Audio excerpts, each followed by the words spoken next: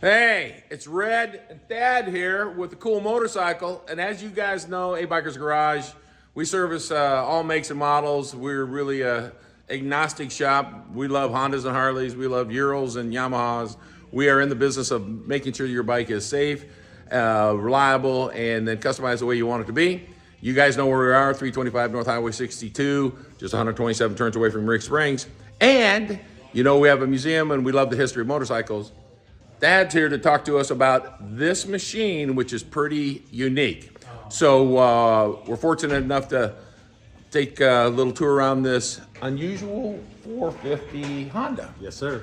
So this is a 1972 Honda CB450 K5. What's very cool about this is this bike actually has a race lineage. So this bike was introduced by Honda as a Triumph killer, essentially. They wanted, In Europe. In Europe.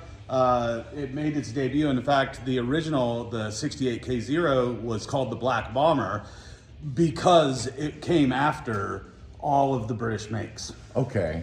So the Black Bomber, so they kind of considered it had to bomb all the British machines. Isn't that wild? Yeah. It's kind of like the Fat Boys. Yeah. Characteristic of it has look up where the Fat Boy name come from if you want something interesting too. So Black Bomber. This was the first commercially produced dual overhead cam motorcycle. Wow. And this, Look at this, and you can see how bulbous some of this stuff is.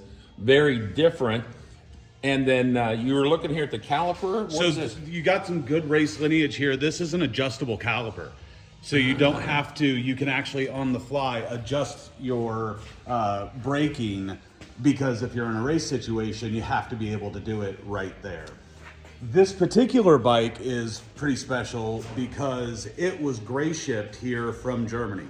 So the gentleman I purchased this bike from in the early 2000s was an airman in Germany in the 1970s, and he actually stuck it on a C-130 and brought it home. So gray ship means the device came from where it was in Europe to the U.S. on a gray U.S. military platform, which happened to be a C-130. C-130. Oh, and he's an aerospace guy. I love all that airplane stuff. So he brought it here, rode it, but never tagged it or titled it in the United States. Wow. I bought it. A reason why he didn't? Just never got around to it. From the 70s, man. We're talking almost 50 years ago. Yeah. Wow. So this bike, the speedometer is in kilometers per hour only. You have a very European thing. Instead of a block, you have a parking light.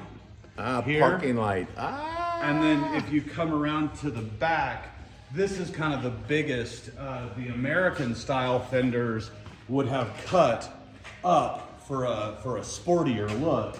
The European style comes all the way down to a ducktail, has an extra reflector there, and then you see the amber lens on top with the more conical style turn indicators. And so this is because of riding in the rain a little more, you know, instead of out in the dry U.S. So and I love the styling of this double overhead cam. You know, we have an old 750 Honda Matic in here, and they really would stylize the information on them. So I picked up, another race thing is, you see here you have fast clips. Oh yeah. So you can get into the bottom of the carb, change jetting for wherever you might be and how the bike's running. Yep. Isn't that cool? So this bike came out of the barn about a year ago, and got to give a lot of thanks to Daniel Lockmer. He really helped me out, put this thing together. And when it came time for final tuning, that's something that neither he or I are really great at. So what did we do? We brought it to Red at Bikers Garage to just clean it up and finish it out and make sure it's safe and ready for riding season. Yeah, and so my responsibility is like pushing a bike out, pushing a bike in, because really this is the stuff that David does and Steve does, and then Trenton has all the information. So, and it's great that you said, hey, can you guys get this tuned up? And so David pulled the plugs. It was running a little fat. We're going to work on getting the carb adjusted that way. You said you put some new electronics in it, so we'll check the charging system to see how that's all looking. And then your intent is to start riding this thing. Yes, sir. All of my bikes. So I'm a big vintage guy, love vintage motorcycles. all of my bikes are riders. Well, in fact, we met through OVMA. If you aren't familiar with that's the Ozark Vintage Motorcycle Association.